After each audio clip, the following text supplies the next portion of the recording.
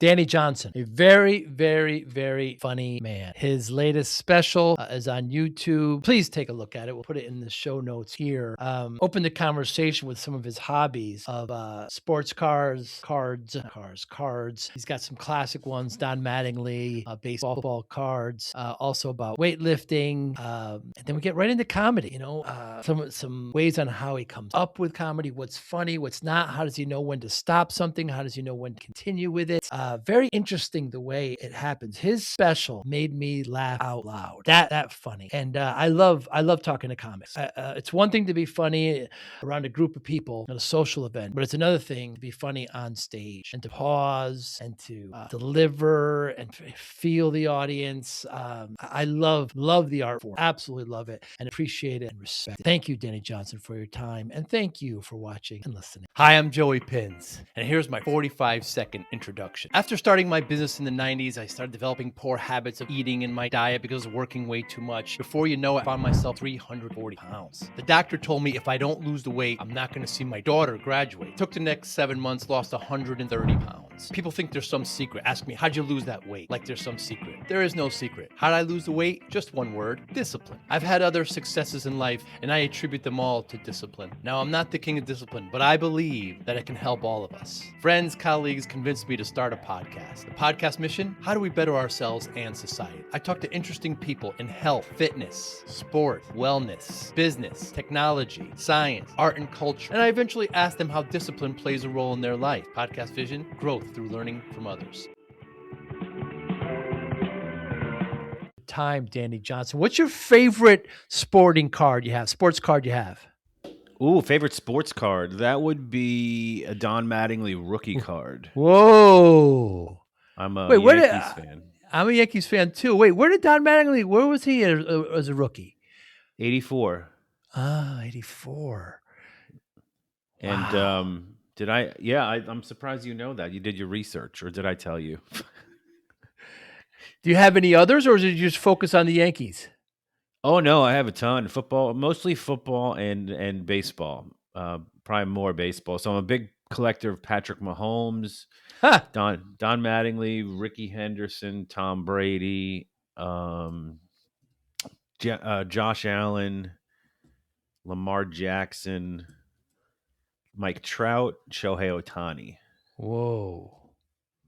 Whoa, those are giants in their sports. Yeah, I just stick with the I really want to start investing in some oldies, some Willie Mays, some Mantles, because there's no risk of them doing anything wrong or good hurting point. themselves. Yeah, getting canceled. Yeah. That's a really good point. And that's why I think people, they like, collecting Pokemon or other kind of, because there's no Pokemon's going to be approaching children inappropriately. Right. Yeah. I feel sorry for those who collected Bill Cosby albums, for example. Yes. Right? Yeah. Oh man, every comic loved Bill Cosby, man. Yes, of course. Yes. As a kid, I would listen, and I was marveled over it. Yeah. Do you go to sport card shows? I have, yeah. So I actually, from the time I was a kid, I collected. And then I kind of stopped for years until my son suddenly got into it. And I was like, ooh, this is something that I can get back into. And so you had an old collection? Oh, yeah. But mostly it's called the junk wax era. So there wasn't a whole lot of valuable cards back then in the 80s and 90s. Very few. Maybe Ken Griffey Jr. rookies were valuable, or still are. But, a lot of overproduction and just drove the card value down. But so once he got back into it, I got into it, and then we collect them. We get them graded. We flip some of them. It's a whole thing that we kind of got into. Something to do together. It's fun. Are they still made now? Oh yeah. Oh, I didn't know that.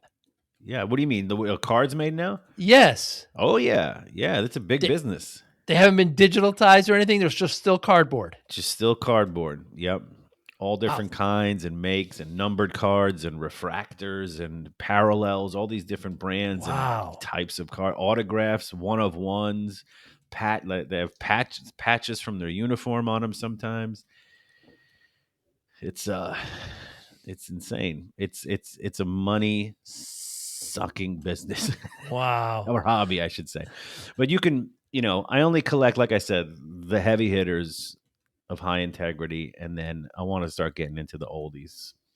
In this fast-paced MSP landscape, how do you stay ahead? Introducing MSPinfluencer.com, your ultimate hub for MSP news, insights, and community connection powered by Forza Dash. More than 75,000 MSPs subscribe to our MSP Influencer Pulse weekly newsletter, staying informed and ahead of industry trends. Tune in to emerging podcasts from Joey Pinz and leading MSP voices, offering essential tips, powerful insights, and success stories. Explore our multi-authored blogs, crafted specifically for MSP leaders, delivering fresh perspectives and actionable strategies. Celebrate excellence with the industry-leading Forza Dash MSP Influencer Awards, recognizing innovation, leadership, and impact in the MSP community. Join thousands of MSP professionals who trust MSPinfluencer.com to grow their business and expand their networks. MSPinfluencer.com, where today's MSP leaders connect, collaborate, and conquer, all powered by the Forza Dash platform, helping MSP vendors work effectively with MSPs and helping MSPs grow. Do they still have the powdery stick of flat gum? No more, because it puts that smudge on the back of the card. Ruins the card. I didn't even think of that. Yeah, and they don't like that. That's the devalues them. You wouldn't believe the lengths that people go to keep a card in good condition nowadays. Is that right? When you send them into these companies to get graded, you're hoping for a 10, which is a perfect, and they encase it and label it a 10 and inventory it, so it's legit for that company. But they take it under a microscope and they look for little nicks, little scratches, really? centering if it's off by a couple centimeters on the front or back, if it's a little bit off center. I can't imagine. If you have OCD, you'd love that job. Wow. But there was some that were like kind of like comic, like they were like, I remember as a kid, I collected them. They were like, they would make fun of like Bazooka Joe and call it Bazooka Mo or something. And it'd be like kind of. Yeah, I know. Garbage Pail Kids. Garbage Pail Kids, yes. They still have those. I have. I have an old set from the 80s still. I wonder if they're worth anything, but they still make them to this day. Yeah. Isn't that something? How many names could they got to be running out of names. It's a good point. Yeah, I just remember having a bunch of them. I think I just ended up giving them away or something. That's probably what ends up happening, right? These people don't just forget that they have them somewhere. The most rare and valuable Garbage Pail Kid is the very first one. It was Atom Bomb, if you recall. I think I remember Atom Bomb. Yeah. And it was like, I think his head was exploding with the nuclear bomb, Right. Oh man, fun days. It was all silly stuff like Pimply Pete and I remember Pimply Pete. Yeah, stupid stuff like that. Yeah, like Ajax. Soap was something else, and yeah, very, very, very clever, very interesting. Yes. And when did you start weightlifting?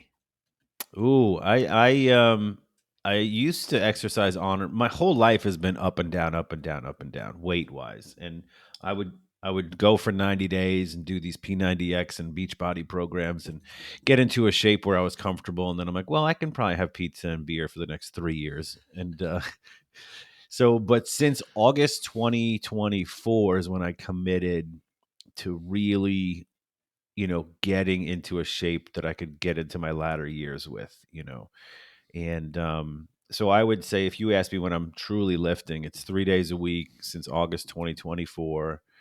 And I'm down 40-ish some odd pounds. Wow. And quit drinking a couple of years ago.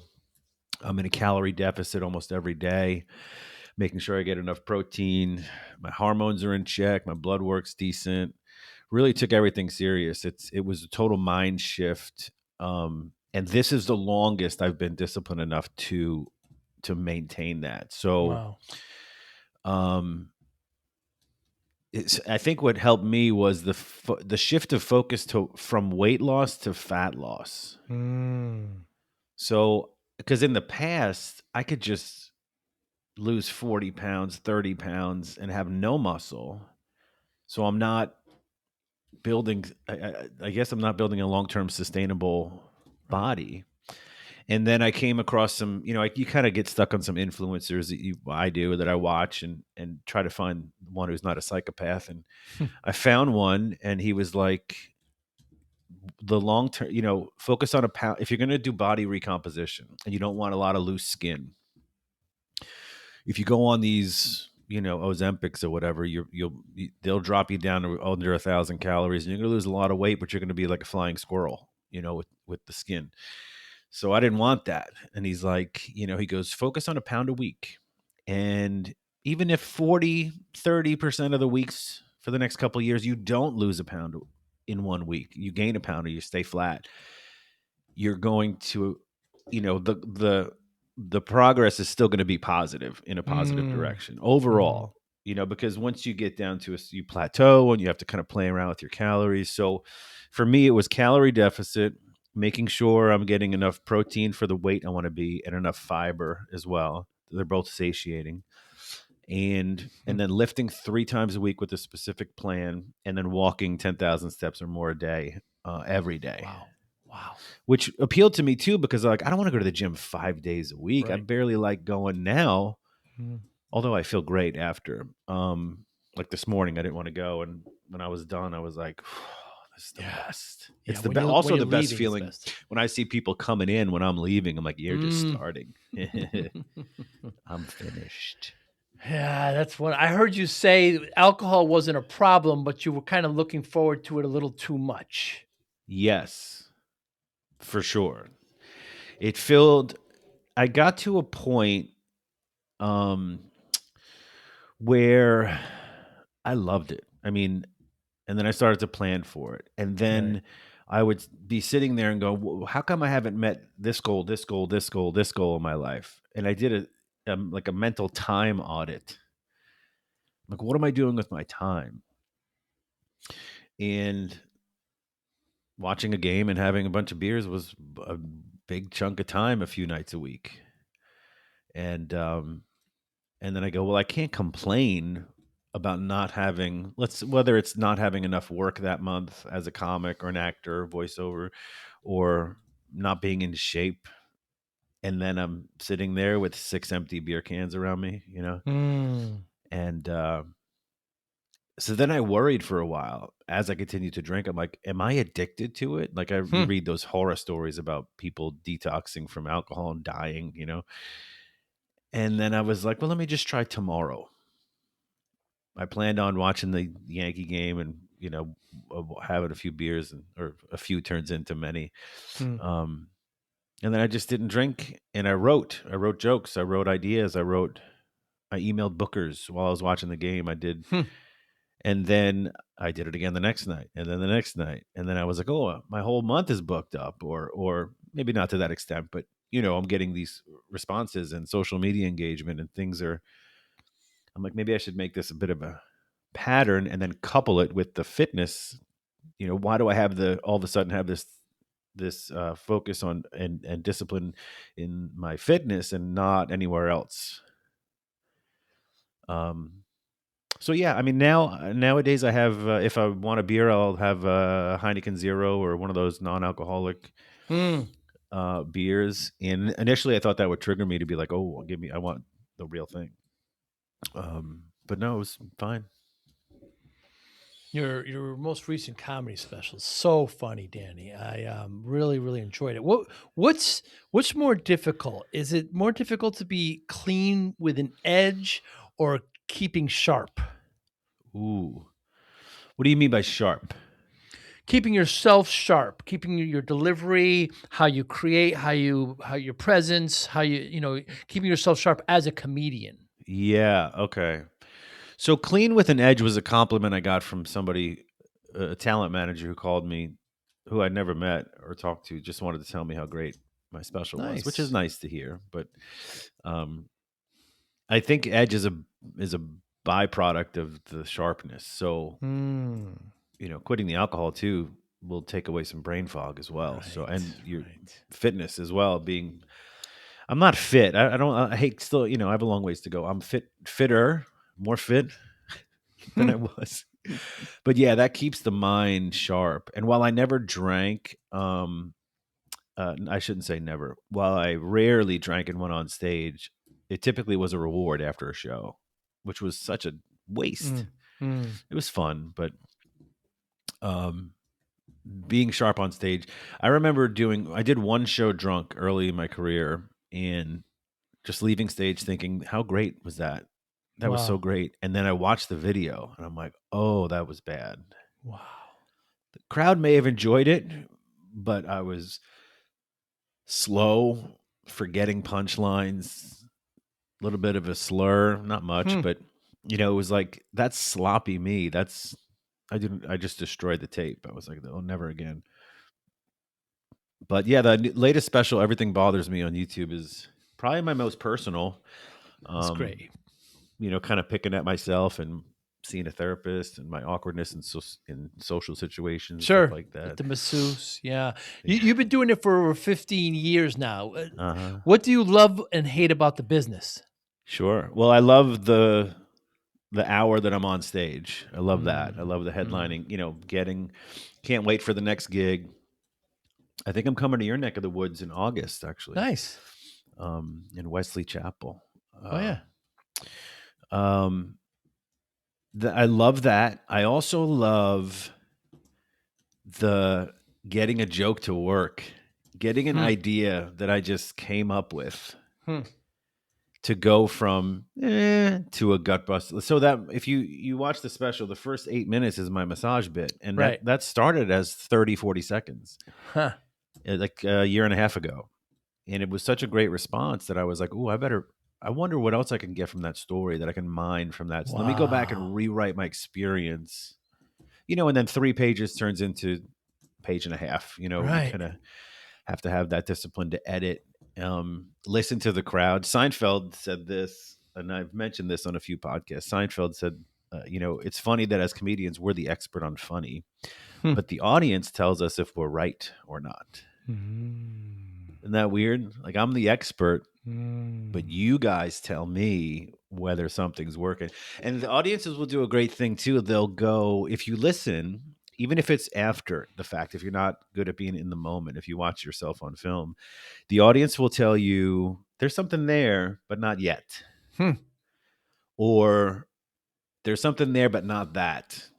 Go somewhere else with it. You can always tell there's something to work with or not in a bit, in an idea. Hmm. Excuse me. So that's what I love about it. Getting a joke to work, trying new jokes, um, and getting up on stage. Hmm. I don't need to be, excuse me, to apologize to your editors for me. Um, I don't want, I don't, I don't need to be a household name or famous. Would I like it? Of course, it would help Sure. me reach more people. But my 30,000 foot goal is, I want to make as many people laugh as possible. I want you to come to Mm. my show and forget about what you're dealing with. Forget about politics. Forget about your problems. Forget about and just leave with your cheeks hurting and you're tearing up, and it's just you had the best time. And on top of that, one of the most common things I get told after a show, they go, "Hey, did you know you didn't curse the whole time up there? You were up there for like an hour and change." I go, "Yeah, I know." Wow. And if I advertise it as a clean show, sometimes that turns people away because Mm. they equate clean to cheesy or clean to corny, and I don't think that's me. What do I hate? Oof, how much time do we have? I hate the business part of it. The business is filled with, not filled with. You just have to be in careful. I latch on to people with integrity, um, honesty. Um, Really? I also don't like because there's some shady bookers and agents, and Yeah. I don't like the fact that a good chunk of people equate popularity or number of social media followers to funny. Um, Hmm. they'll go buy a ticket to somebody because he has 5 million followers, not having seen a clip, Mm. um, which is fine. he or she may very well be funny, but they just kind of, oh, that guy's really popular. I've seen him all over the internet Right. briefly. We should go there. Um, and I don't like the whole social media game. It's harder and harder to get work as someone with not a gigantic following. I have a Mm. decent following, and I do get at a good chunk of my shows people like, hey, I caught you on Instagram, saw you were coming to town. I love it. So um, that's the business part of it. I remember when social media was first started getting popular, like post MySpace, and I'm a total. If I could go back in time, I would embrace it because I was a total like I'm never going to own a smartphone. What am I, RoboCop? And and hence, same with social media. I was totally like, I'm not. It just wasn't for me. And then I come to find out it's the biggest thing I need to be focusing on. Hmm. Because Yeah. followers, if you can get followers to buy tickets, then ultimately you can make a better living because you That's can, right. instead of a flat fee, then you could, like with the when I'm in Wesley Chapel, that's a generous, a fairly fair door deal. So the more people, the more money I make, and Hmm. that's because I went to college in Tampa and I have friends and family there, and I have a decent following in the Tampa area, and so I can do that. I can pull in some people, hopefully, and but otherwise it's the flat fee for any given comedy club or comedy room uh, is the same for 20 years Hmm. unless you can draw. You Does that mentioned make Seinfeld. I actually take a bit of advice from him. I remember him talking once, and some comics asked him, some advice, and he said, the comics that kind of go up on stage and just kind of start with, well, today I was walking around and I didn't, he's like, get right to it, get to the yeah, joke, get to. So when podcasters often ask me, what to, I don't really give advice. I'm not good enough, Danny, but I say the whole kind of welcome to my show today. It's a beautiful today. We've got a very right, special guest. Just get right into it. You'll notice yeah, today I just start with so that's all from Jerry Seinfeld for me. I took that yeah. advice completely from him. I heard some writings on you comparing you with or combining Jerry Seinfeld and Kevin James. I wonder how Hmm. you feel at that, but I'd like to add a third if it's okay, and that'd Sure. be Louis C.K.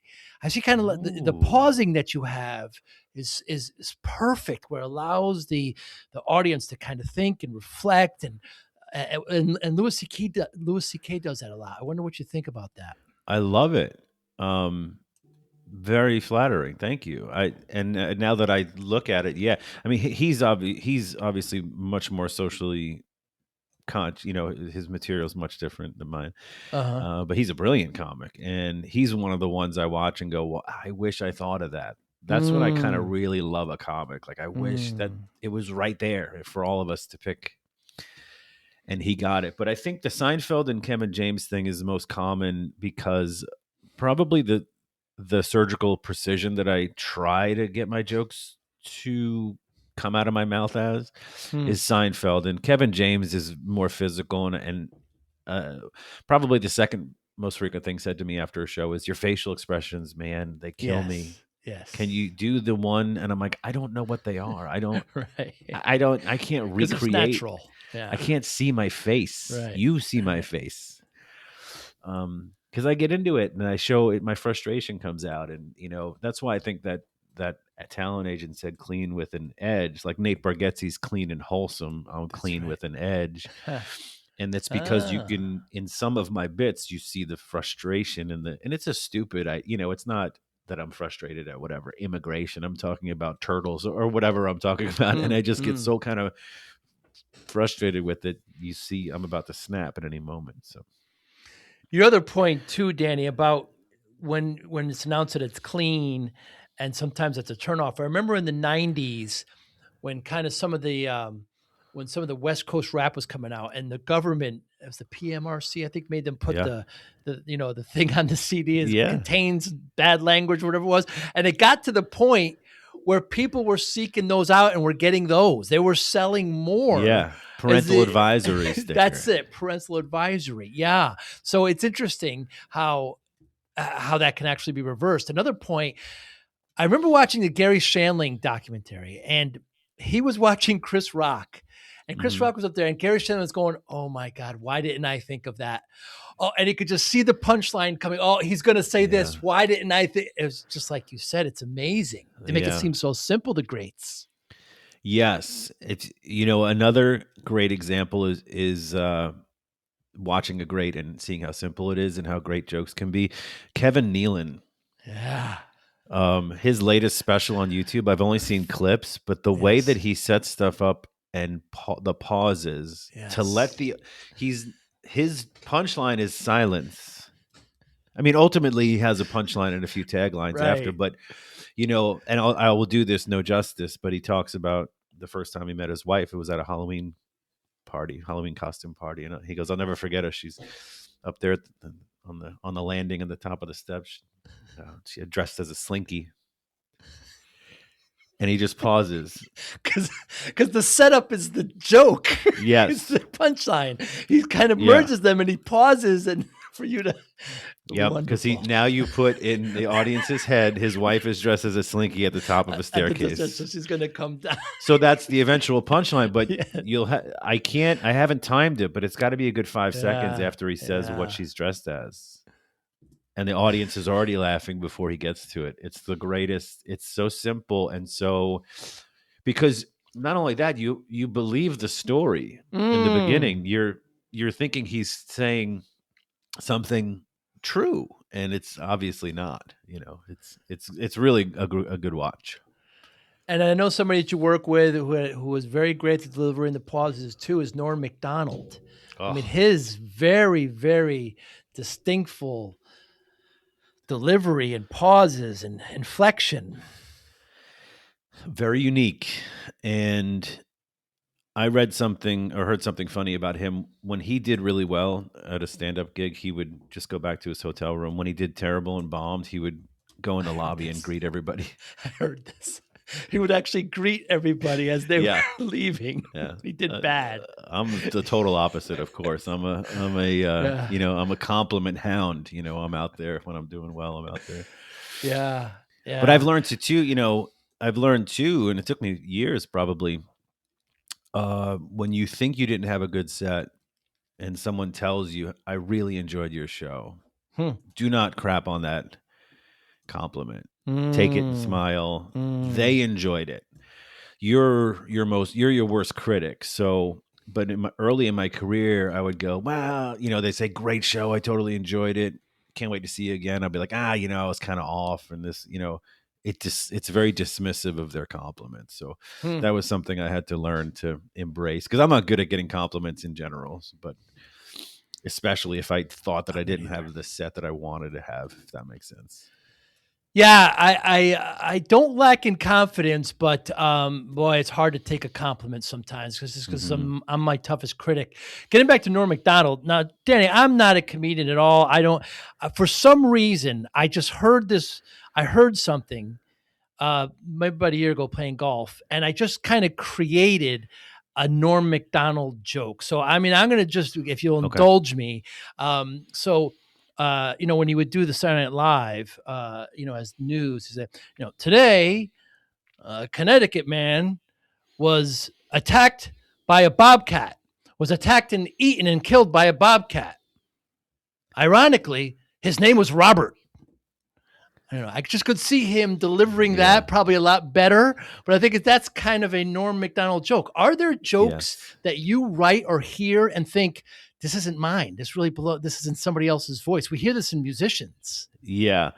I would say it's more that it's in their voice, but I don't know that they would do the joke, because it's probably about my family or it's personal to me. But like I've listened back to a joke or two of mine over the years, and I'd be like, I delivered that as if I was impersonating Jerry Seinfeld. If I went like, why not? Or I mean, something like that. Maybe not to that extent. Who are these people? Yeah. Right.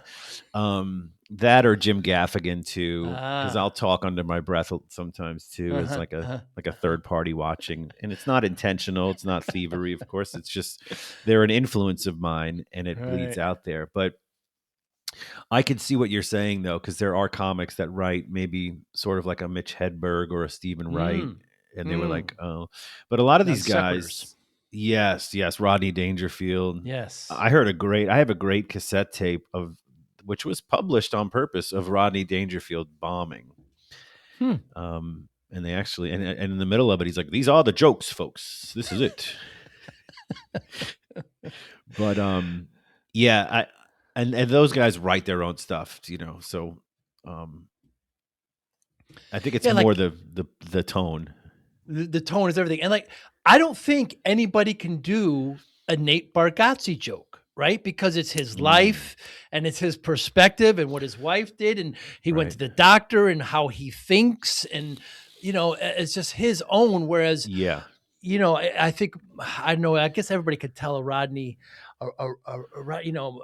as a kid, we had a dog, his name was Egypt. That's because he used to leave a pyramid in every room. Right. Right. So Right. you would hear that and you would think, okay, that's something Rodney would say, but Right. somebody else probably could say that, right? Probably. Yeah. Uh, Yeah. You would be able to tell. yeah.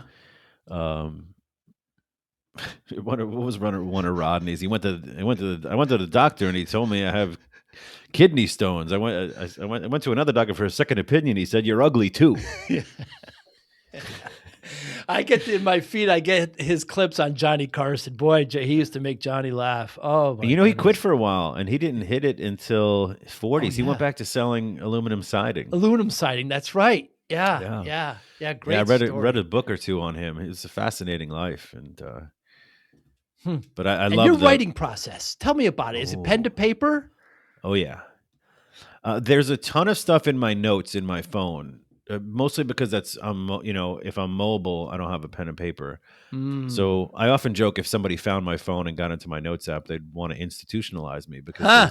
the stuff that's in there is, well, I don't. It's a very small percentage of it makes it to the stage, but it's just ideas and nuggets. But so then I have a couple different approaches I'll take when I have an idea. I do have to write out of as much of it, and it's not word for word, as much of the funny of it as I can. And then two things I started doing different.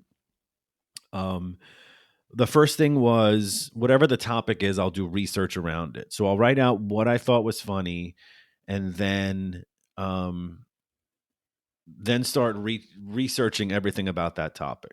Hmm. If it's about The masseuse. have it. Yeah, so I'll go. What kind of schooling what percentage of Mm. men do it? What percentage of women do it? How many get busted for inappropriate? What Mm. parts of the country do them? And then why do people go into massage school? And then I kind of see if I can make it a bigger, funnier story. And then the second thing that I just started doing, and this is, I guess, if I ever meet John Mulaney, I'll have to thank him. Yeah. You know who that is, John Mulaney? Oh yeah. Of course, Yeah, a SNL writer to stand up yeah. himself. Yeah.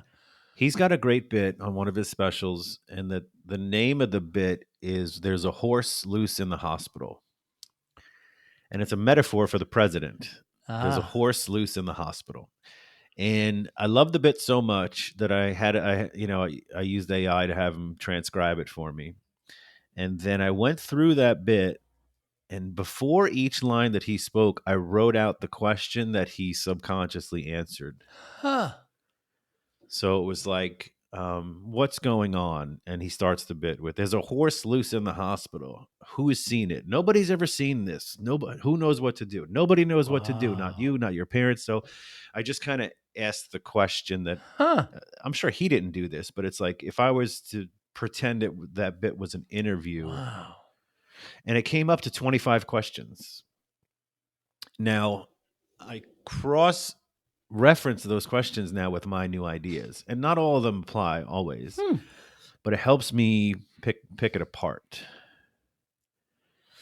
And I've shared this with a few comedians, and it's worked for them as well. But it really helps you because sometimes you have a section of material, a bit as we call it, and you're like you have this just itching feeling it's not done, it's not complete. And I'm like, well, you haven't finished. You haven't Hmm. asked the right questions. So when my buddies and I will get together and write, usually over the phone, or if we bump into each other on the road, that's the process that I use is I interrogate the joke to the comedian. Wow. If they're telling a joke about their mom going to the hospital because she broke her leg, I'll it could be funny and just fine the way it is, and I'll go, "What? How'd your dad feel about it? You know, what was the doctor's ethnicity? What was how long was the wait in the waiting room? You know, all this stuff that they may not have addressed." And you know, like most comedy, you get all these ideas in a big funnel, and then obviously the best make it, right? It's not. It's 50 questions gives you 3 ideas or whatever. So it just helps us pick it apart to expose as much as we can. Has there been a joke when you get a joke and it doesn't work on stage? Does that mean it just needs more work, or it's just get rid of it? How do you make that decision? Yeah. I try it like 100 times. 100. I mean, I don't count, but A it's almost lot. like it's screaming on my little piece of paper in my green room, in my dressing room. It's like, could you just erase me or cross me off already? And I'm like, you're Huh. going back out there, baby. Yeah. And I'll give you, I have an example, and I'm still holding on to this. And I don't even have a bit about it. I just have the idea, and only the idea. And I've been told by other comedians that that's a funny premise, but there's nothing. Okay, here's what struck me. I love chewing gum. I'm chewing gum right now, probably not very professional. One of my favorite gums is Trident Original. And that's the flavor, original. That literally on the pack it says original. I'm like, and I go, that's not even a flavor. That's it's like they were sitting around the boardroom and they were like, look, this is originally what we came up with, so put it out. And so I may have told that 100 times on stage, and maybe 60 to 70 get some sort of Right. acknowledgement or chuckle Right. that it's funny. And then I did all this research, like what was the first ever gum? Where did it come from? And I got Mm. my research took me all the way back to the days of the 13 colonies and the Whoa. colonists writing about the sweet, sometimes minty flavor of the Native Americans' breath or Huh. scent from the chicle and syrup from the sap from the trees. And they would chew on it as a form of dental hygiene. And this chicle, you know, obviously the company Chiclets eventually, but chicle is the Amazing. foundation of gum. And then eventually in the early 1900s, it was like Wrigley and Juicy Fruit and, you know, all these other uh, different gums or whatever. But the research didn't lead me to anything noteworthy to kind of grab onto. I'm gonna go revisit it now that I brought it up. It's Um, funny. because I love that premise. Like, what Yeah. flavor Trident do you want? Right. Original, just the original. Shouldn't we flavor it? Like, I just picture the boardroom. That's what fascinates me. Like, shouldn't we? You want like a flavor, like a mint, maybe? Like Yeah, a sure. no. Cherry. It's this is originally what we came up with. Right. This is Right. it. It's our original. I So, hear how other comedians help each other kind of give tags, add one more kind of oh line or yeah, yeah. phrase onto each That's the one. best. It's the best, right? Oh yeah, yeah. Yeah. And then sometimes you in the back of your head, like, why didn't I think of that? Right. Why did my opening act think of that and I didn't? Sort of an ego thing. Oh, but yeah, I like passing those on to comics too, especially younger, newer ones where I'm like, oh, this guy's got a nugget of talent or woman. Um, this would really enhance their bit. Hmm. And I find a little bit of a pattern as of late with younger comics. They often fail to see. They'll do a joke at minute 10, and then at minute 15 they'll do another joke that could easily be called back to or tacked on. It could intertwine. Mm. And I'm like, how did you not make that connection? It was just they're newer, you know. So I'll help them make that connection. I was like, hey, if you ever do those two jokes in the same set again, you can either call back to it or put them back to back, Mm. and Mm. it all intertwines that story. And he's like, oh, I never even thought. I'm like, yeah, you got a big picture your act. I mean, whatever number of minutes you prepare to go on stage, you got to kind of big picture it. How does this tie in with this? And maybe there's a common through line that'll help you if you do a special and naming your special or um, the theme show. You know, one of my buddies who passed or acquaintances that passed some time ago, his he would have these punchlines throughout his set where it was a science punchline. So inadvertently, so whatever the first punchline was, the 5 minutes into his act was he'll say something like, "Oh, that's the evaporation of the water," whatever the punchline is. He'll go science joke number one, and then he'll just keep going, and he'll mumble something like, "Those who listen are rewarded," and he'll 7 minutes in, he'll do another joke, and it'll be a funny punchline, and he'll go science joke number two, and he'll get up to 9 or 10 throughout his whole hour. It's great. Huh. But his Kind of whole breaking the show third is, wall. yeah, it's really great jokes. And then we have issues where some comics are taking from others. Talk to me about that. How's that? Is it easier now with technology or more difficult? For sure. I think it's pretty rare to see somebody blatantly take it because of the internet. Right. It's just so, it would be so hard to just steal someone's stuff and be successful. I think it's more along the line, and there are some people that just do it, and it's terrible. But I think it's nowadays it's more of a, I watch a I don't know. I watch a Louis C.K. special. 4 years go by, and I have an idea for a joke, and I think it's my idea. So I write it and I perform it. And this has never happened to me where I've taken it to stage. It's happened to me when I write, and I'll go, that doesn't sound like I just came up with that for whatever reason. So I'll YouTube it. I'm like, oh, well, that's out. Too close to whatever. So and I think Louis C.K. actually addressed this with Dane Cook on his TV show, Louis, when he had it on FX. He actually had Dane Cook on, and they had an honest conversation about, there's actually a scientific term for it. I forget what it is, some sort of memory recall. It's not false memory recall, but it's something where you think it's your idea and it's not. So it's very similar, because comedians, if you're a good comic, you sort of have the same thought process. What's the absurdity here? What's the outcome we want from the audience? So I have to be careful. I wrote a joke many years ago about the Olympic sport of what's the skiing where you're just walking? A biathlon where you're walking and then and you shooting. shoot a rifle at the end. And I just thought that was such an absurd pairing. Never took it to the stage. I don't even know how many punchlines I may have written. And then Jerry Seinfeld, shortly after that or before, I saw a special where he had a joke about that, about the absurdity of the two put together. So did I hear his special and then think about it, or do we just have the same?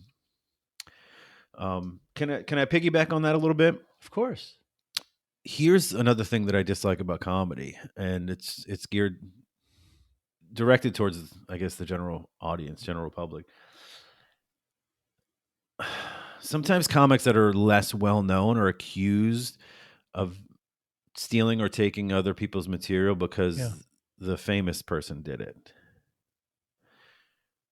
when that's probably not the case. So just because they're famous doesn't mean they wrote it first. Because it goes back to that thing where they equate fame to being right, being first. It's not necessarily that way.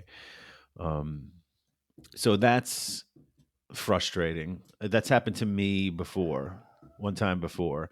And quite frankly, it's two different, it's the same idea, different punchlines, and both about being overweight as a kid growing up. And I wrote that idea in 8th grade. When my mom said something to me about what we were buying these jeans in Sears or whatever. And it led to the title of my first special. And somebody put something like, that's what this comic did 11 years ago. And I just responded, politely, but I could have gone, well, here's my notebook from 8th grade, which was before his special, whatever. That I'm not here to, I'm not a thief. I'm not here for to tat. I'm not here to fight over something I didn't do. So yeah, you never know who came up with it first, unless it's documented somehow, receipts. What if discipline wasn't about punishment, but about unlocking your best self? I spent 2.5 years writing Discipline for Greatness, because discipline changed my life.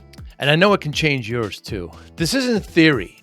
Inside, you'll find real, practical steps you can use immediately to focus better, build stronger habits, reduce stress, accomplish your goals, and bring more balance to your life. Whether you're trying to get healthier, improve your career, or simply feel more control, this book gives you the framework. Start today. Grab your copy of Discipline for Greatness at joeypinz.com/book. Thank you. And then we have the issue of like Robin Williams, who was kind of in and out of, rehabilitation. There was some mental issues there too. I like to think, that he's a genuinely funny man, but you never know what kind of came in and out. And you hear these stories of him paying comics. I'm sorry, I didn't know I took that from you and giving them money. So, there's thievery, and then there's kind of honest mistakes, maybe. Yeah, that's the famous story I'm hearing, is that his manager would walk around with a checkbook and just start cutting checks for $50 for. Some people have chalked that up to the fact that he worked so fast and so improvised on stage that he just soaks up everything around him all the time. And it just comes out on stage, and he's just riffing at 1,000,000 miles a minute. And he's, quite frankly, probably on some drugs. Sure. And things just come out. So I don't think he sat, watched, wrote down, oh, I like that about this person. He's just riffing on topics where full body sweat. I've never seen anybody perform like that before. Yeah. And giving it his all. So, don't want to speak ill of the dead. He certainly was very talented. And, but yeah, I think it was more, I don't know how many hundreds of punchlines he has in an hour special, but my gosh, I could never work that fast. And then we have an issue. We're just on the topic. I can't help but bring it up. Is Carlos Mencia, where he was, it would seem, allegedly, it definitely receipts were shown, and I worked with him once. I was an MC at the time, many years ago. I was a host of the show, so many, many moons ago.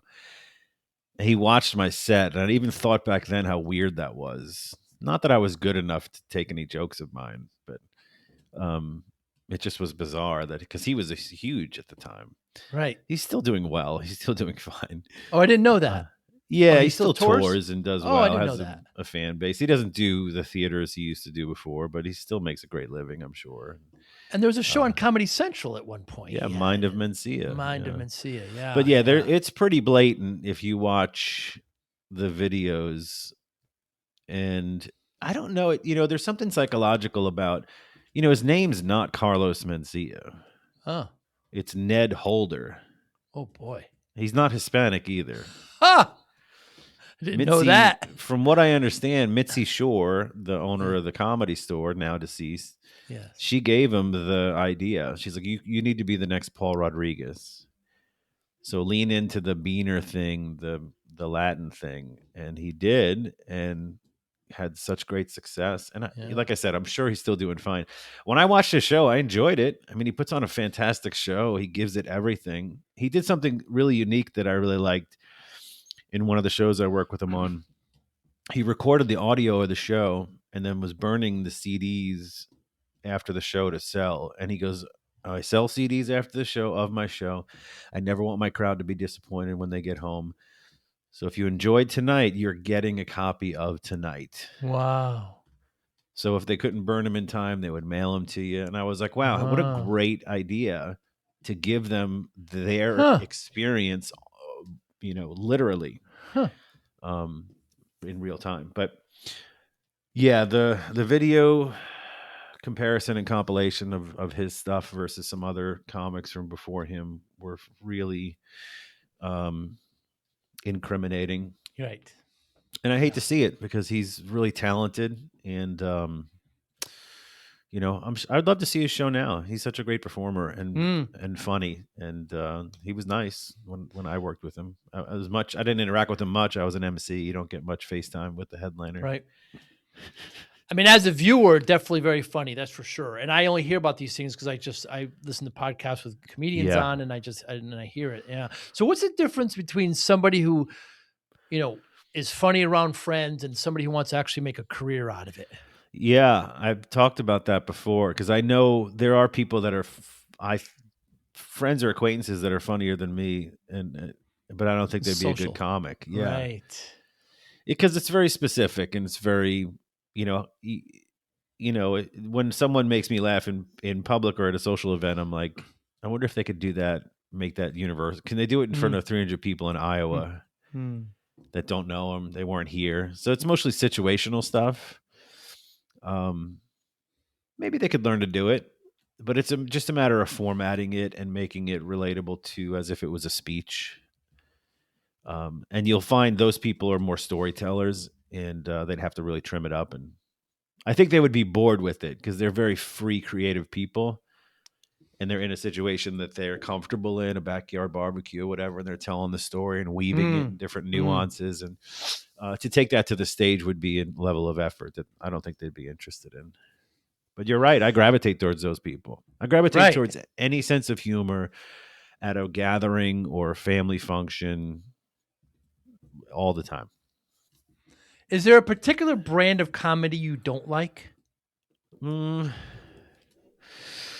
I mean, obviously not negative, racist, or things like that. right, I'm just, right. I'm not talking about That'd be that. funny if, like, I love the racist Oh, the stuff. sexism jokes are great. Yeah. Like sarcastic, or I don't know, the English versus the you. Is there a particular brand that?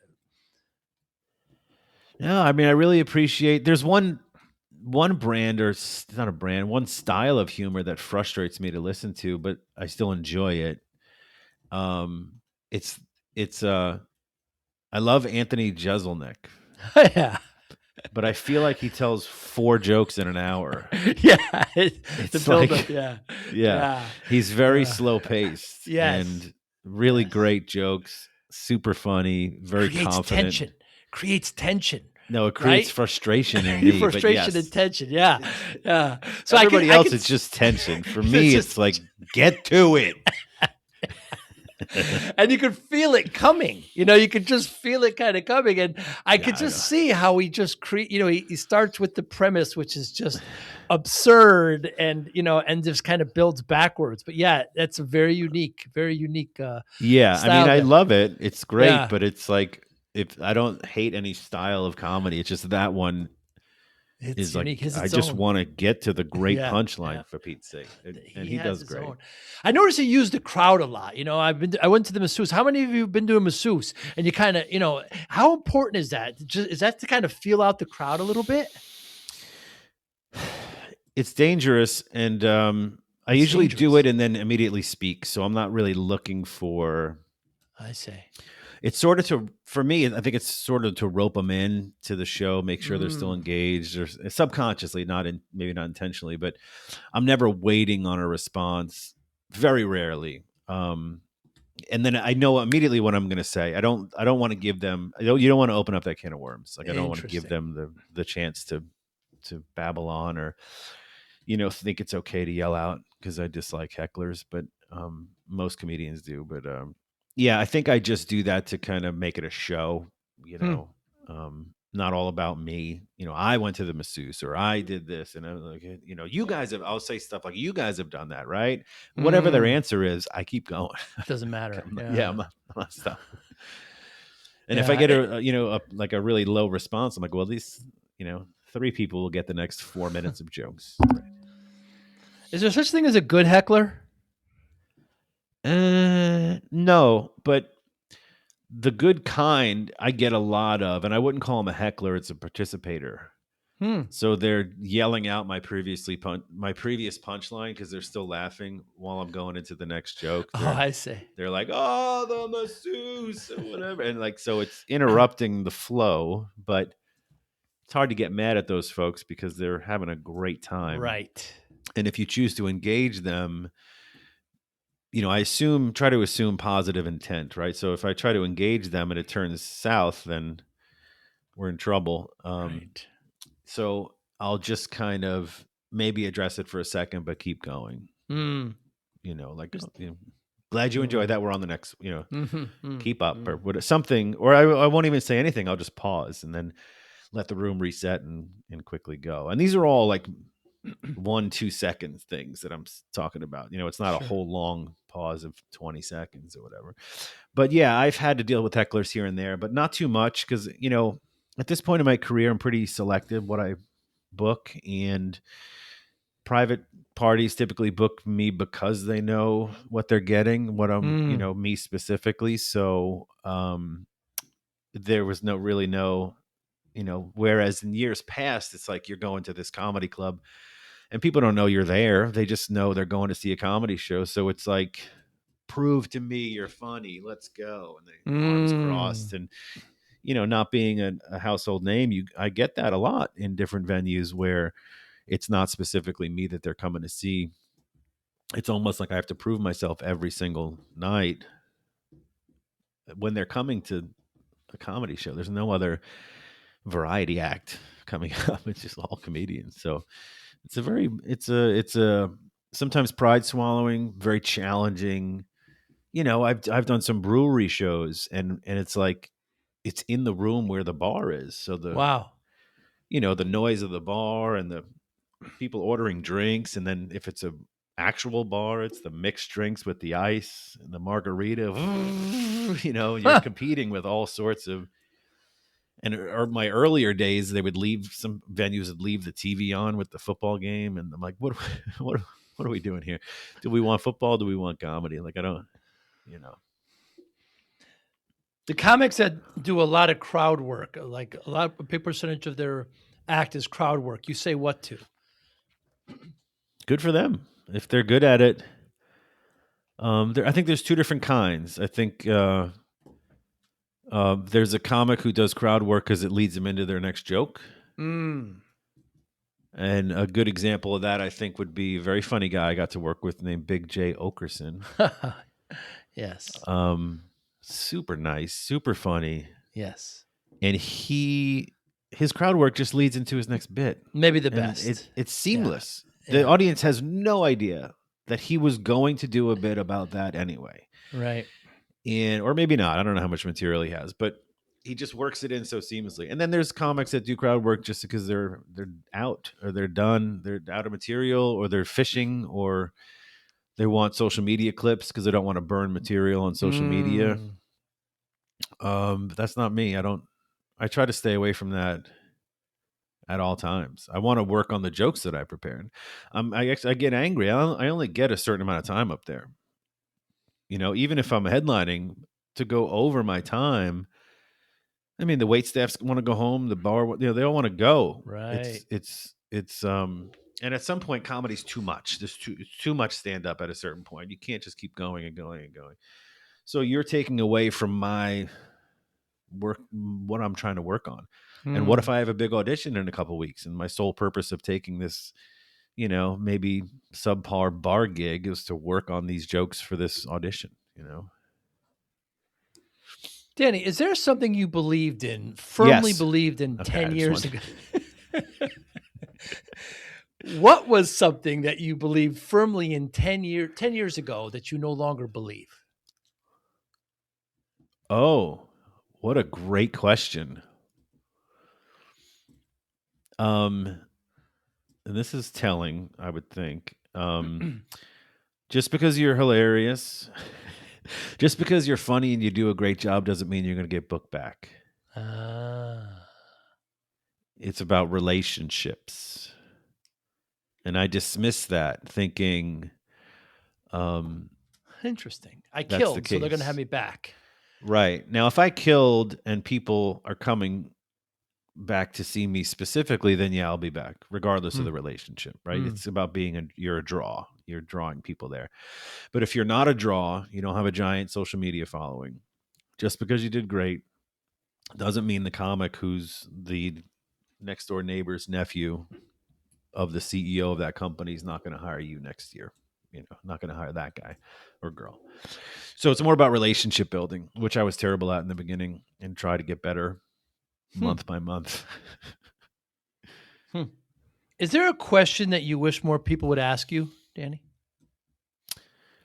No, I wish people would leave me alone for Pete's sake. Jeez, I'm trying to grocery shop. You mean, yeah, I don't know. Um,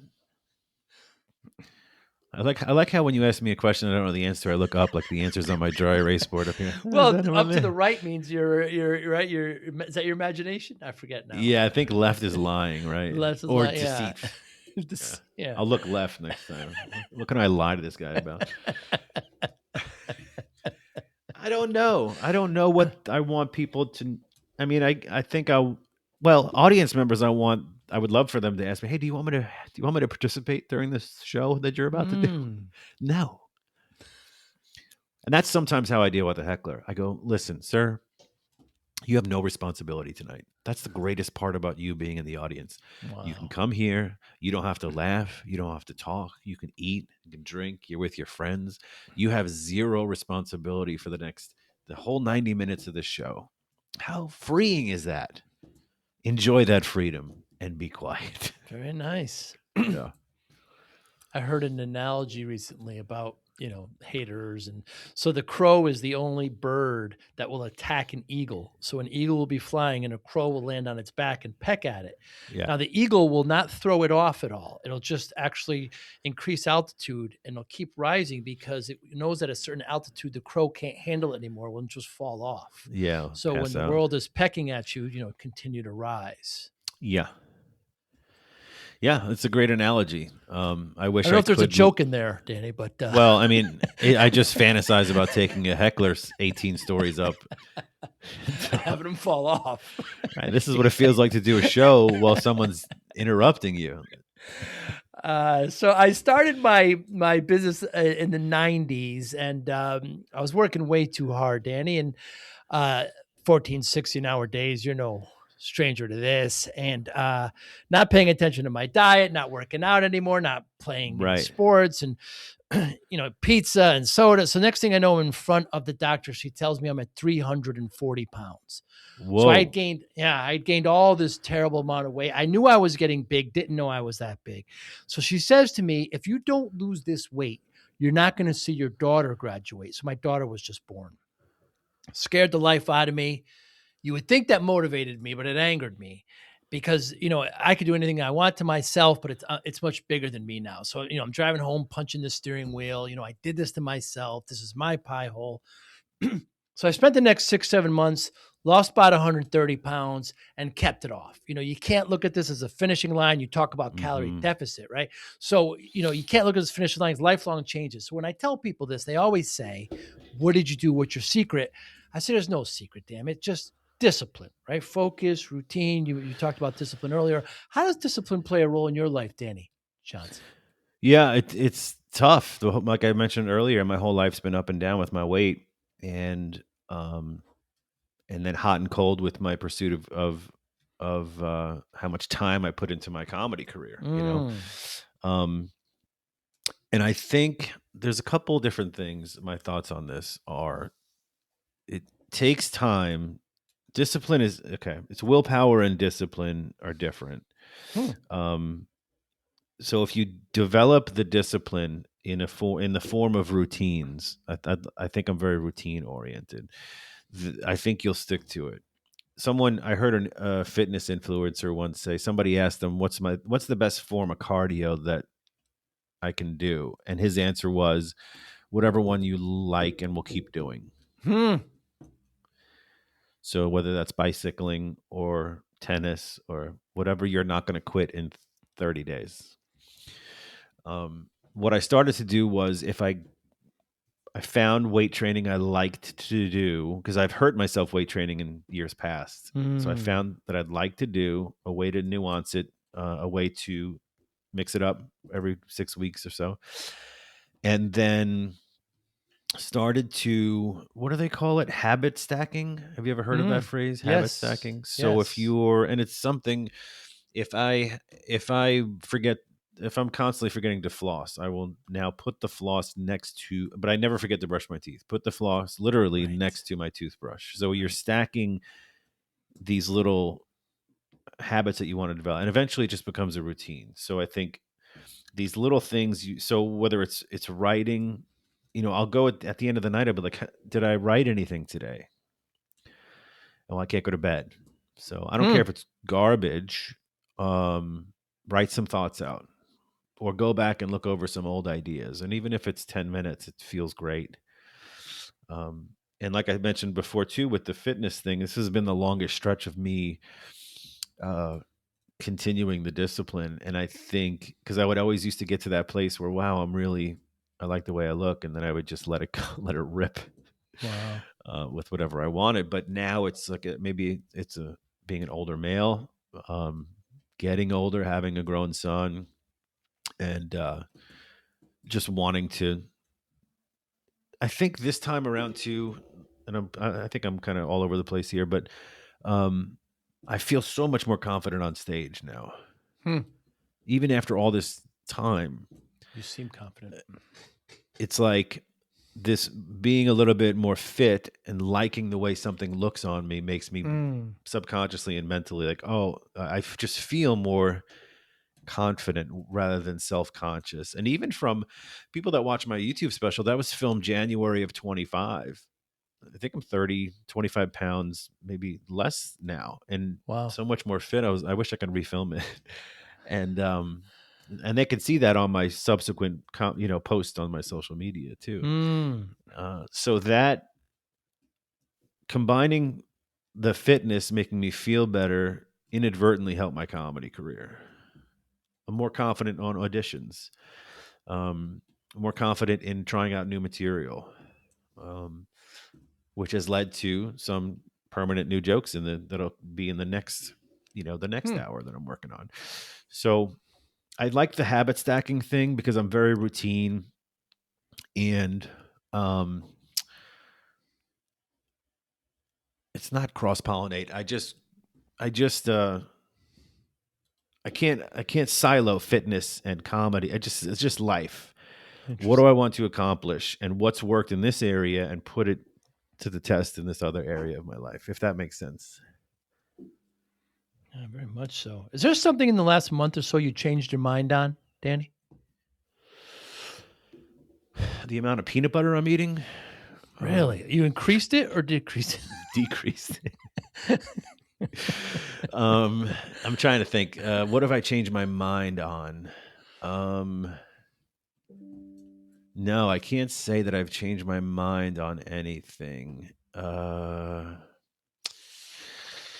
I definitely have sought out different opportunities in the entertainment industry, whether that's more. I've definitely auditioned more for more acting work. Interesting. So it's not. I've sought it out a little more.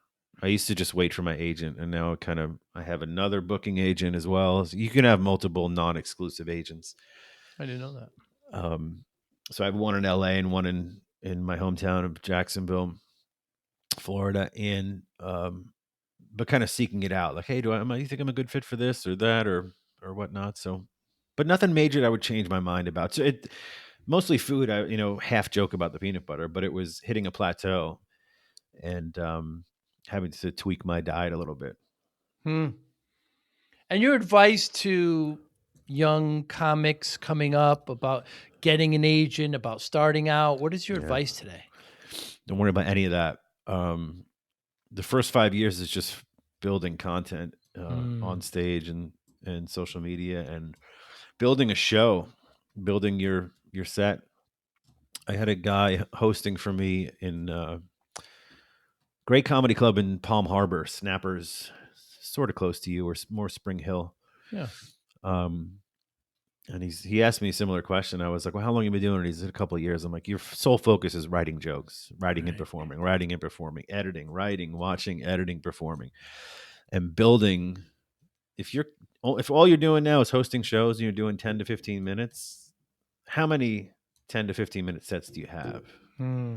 How good are they? Do they have an opener? Do they have a strong opener, strong closer? Can you tie those together somehow and callbacks and the agents and everything will, you have to have something to offer an agent. Even now, different agents and talent managers, their first question to me is, how many followers do you have? It's not, Hmm. can I see a clip of your stand up or who have you worked with or what TV have you done or let me see your special. It's none of that. Wow. How funny you are is question 5 or 6. Wow. Isn't that crazy? So, I would just spend the first 5+ years performing. One guy told me he wanted to do it, and I go, "How many times did you go up last week?" And he goes, "Nothing last week, once the week before." I'm like, "There's an open mic 6 nights a week in this town." He's like, "Yeah, I don't know." He's like, "Well, that right there tells me you don't want to do it. Right. And you may in the future, but right now it has to be an obsession.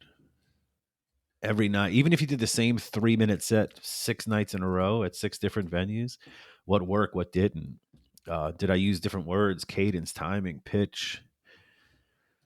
It has to be a total obsession. And um, so, yeah, the new guys and gals.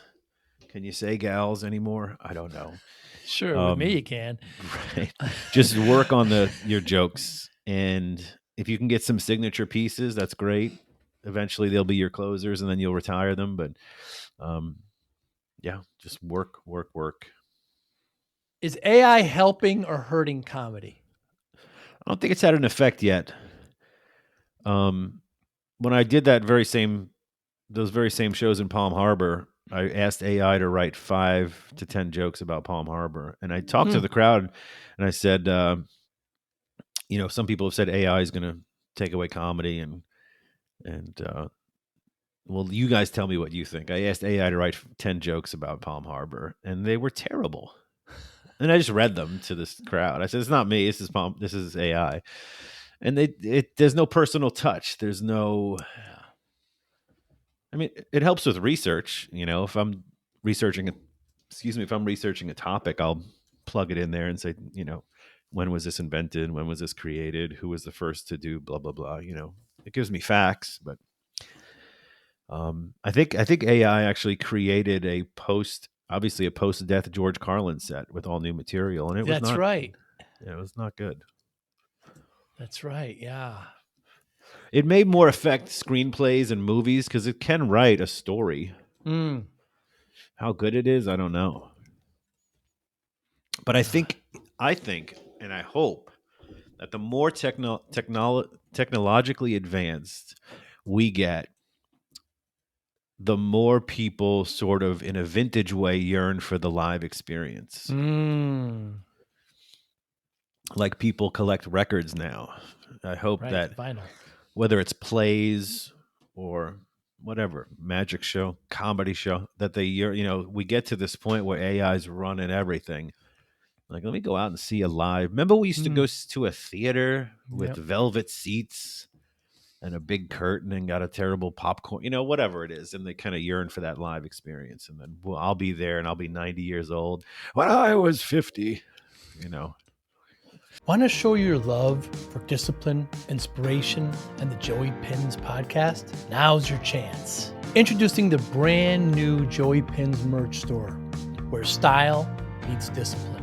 Choose from premium apparel, cozy hoodies, stylish hats, durable bags, and your new favorite coffee mug, all featuring the iconic Joey Pinz logo. Perfect for podcast fans, discipline enthusiasts, or as unique gifts for friends and family. Every purchase supports the Joey Pinz Disciple Conversations podcast, helping us continue to inspire greatness and promote positive change. Visit joeypins.com/store today and wear your discipline proudly. Joey Pinz merch. Wear it, share it, and live it. Well, the model, like as a kid, we used to see concerts. I'm from the Northeast, New Haven, and we used to see concerts for $10, $15 because they Yeah. were promoting the album. So I get to see these great bands, Yeah. Aerosmith and Jay Giles, and Madonna and the Beastie, all these acts. Yep. But now the music is given and the shows are what's more expensive. So it has kind of pushed that experience. But your point of like AI, I think is going to create more.